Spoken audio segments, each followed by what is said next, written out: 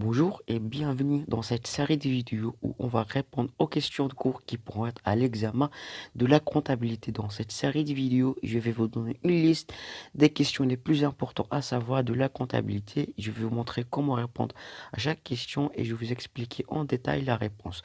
Comme ça, pour bien comprendre. On arrive à la septième question.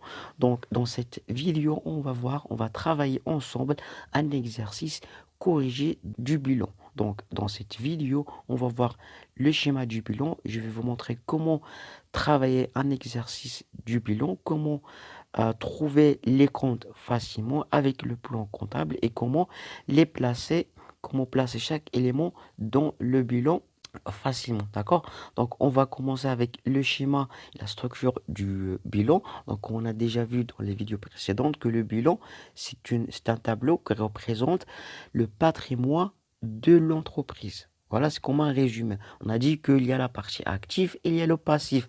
Le passif, c'est l'argent et les ressources de l'entreprise. L'actif, c'est ce que l'entreprise possède, c'est les biens qu'il possède. Si le passif, c'est l'origine de ces actifs. Donc, on a dit que il y a la classe, dans l'actif, il y a la classe 2, c'est l'immobilisation, c'est tout ce qui est long terme. Donc, on a dit quand on a une seule chiffre, c'est classe, donc actif immobilisé. En dessous, il y a trois rubriques. Il y a 2.1 immobilisation en valeur, 2.2 immobilisation incorporelle, 2.3 corporelle. Voilà, on a aussi l'actif circulant, c'est la classe 3. Voilà, il y a classe 5, c'est la trésorerie active. Pour le passif, il y a la classe 1, c'est le financement permanent. Voilà, la classe 4, c'est le passif circulant. La classe 5, c'est la trésorerie passive. D'accord, donc c'est ça le schéma et la structure du bilan. Donc on va travailler directement rapidement un exercice pour vous montrer comment placer chaque élément. Donc l'exercice est la suivant. Donc les postes du bilan de la société Alpha se présentent comme suite au 31/12/2017. Capital 156 000 dirhams, l'emprunt 43 000 dirhams, fournisseur 27 000 dirhams, terrain 123 000 dirhams, machines sont 36 000 dirhams, clients 21 000, marchandises 19 000, banque 16 000, caisse 11 000. Travail à faire, présenter le bilan de l'entreprise Alpha. Donc, pour répondre à cette question, pour établir le bilan de l'entreprise Alpha, premièrement, on va prendre chaque élément, on va essayer de trouver le compte qui correspond à cet élément. Donc, voilà. Donc, ce que je vais vous montrer dans cette vidéo, c'est comment vous allez trouver facilement le numéro de compte dans chaque élément. Comment, voilà, vous savez tous que dans le plan comptable, il y a des centaines de comptes, mais l'astuce, je vais vous montrer l'astuce, comment trouver le compte facilement, sans besoin de chercher sur tout le plan comptable. D'accord?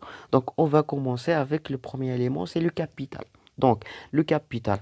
Le capital, qu'on a déjà dit que voilà, le bilan, à droite, il y a le passif, à gauche, il y a l'actif. L'actif, c'est ce que l'entreprise possède, c'est les emplois.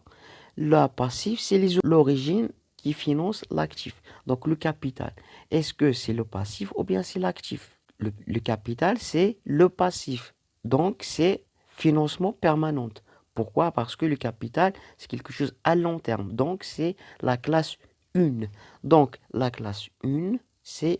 Et donc, directement, vous ouvrez le plan comptable, vous allez trouver un compte qui s'appelle capital. Voilà, c'est le compte 111. D'accord? Deuxième élément, c'est l'emprunt. Donc, l'emprunt, c'est 43 000 dirhams. Donc, l'emprunt, est-ce que c'est quelque chose que l'entreprise possède ou bien c'est les origines qui financent les actifs?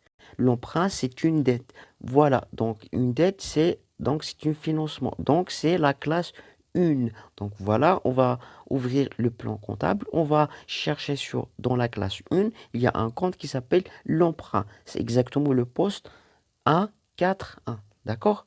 Fournisseur. Donc, fournisseur, est-ce que ça fait partie des actifs, quelque chose que l'entreprise possède, ou bien quelque chose qui finance l'activité de l'entreprise? Le fournisseur, voilà, ça fait partie du passif. C'est la classe 4, exactement le poste 441.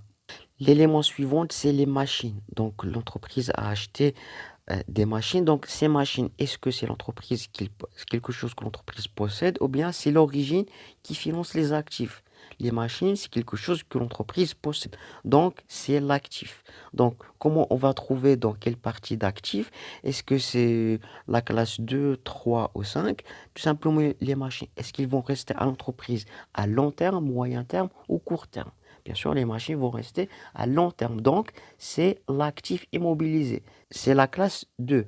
Donc, voilà qu'on a déjà vu que la classe 2, il y a trois rubriques. Il y a la rubrique 2.1, c'est immobilisation en valeur, 2.2, immobilisation incorporelle, 2.3, corporelle. Donc les machines, est-ce que quelque chose qu'on peut toucher ou on ne peut pas toucher? C'est quelque chose qu'on peut toucher, donc c'est la rubrique 2.3, exactement le poste 2.3.3, d'accord? L'autre exemple, c'est les marchandises. Donc les marchandises, voilà, les marchandises, est-ce que c'est quelque chose qu'on trouve dans l'actif ou le passif? Bien sûr, c'est l'actif. Donc, comment on va les trouver? Est-ce que c'est dans la classe 2, 3 ou 5? Les marchandises, est-ce qu'ils vont rester à l'entreprise très courte durée, moyenne durée ou longue durée? C'est moyenne durée. Donc, c'est la classe 3. Exactement 3, 1, 1. D'accord? L'autre élément, c'est la caisse. Donc la caisse, l'entreprise a déposé 11 000 dirhams dans la caisse. Dans la caisse, c'est quelque chose que l'entreprise possède. Est-ce que voilà, est-ce que on va les trouver dans le long terme, moyen terme ou bien très court terme? Donc la caisse, c'est quelque chose qui va pas durer beaucoup du temps. Voilà, c'est la liquidité. Donc la caisse, c'est exactement la classe 5, la rubrique 1, le poste 6, 5, 1, 6. D'accord? Donc voilà en général comment on peut trouver les comptes facilement. Donc après qu'on a déterminé les comptes, on va les placer tout simplement dans le bilan avec les montants. Voilà, à côté de chaque élément, on met à droite le montant qui correspond et après on va calculer la somme de l'actif avec la somme du passif. Donc toujours la somme de l'actif égale la somme du passif. Il y a une égalité entre la somme du passif et la somme de l'actif. D'accord? Donc, en général, c'est ça. J'espère que vous avez compris avec cet exercice comment on travaille sur le bilan, comment on peut trouver les comptes facilement. Si vous n'avez pas encore compris une partie du cours, je vous laisserai le lien dans la description de toutes les parties que j'ai expliquées jusqu'à maintenant. Si vous avez encore des difficultés à comprendre la manière dont moi je vous explique en français, je laisserai le lien dans la description d'une méthode qui vous permet de parler français couramment en seulement 30 jours. Allez, je vous dis bon courage, à la prochaine vidéo.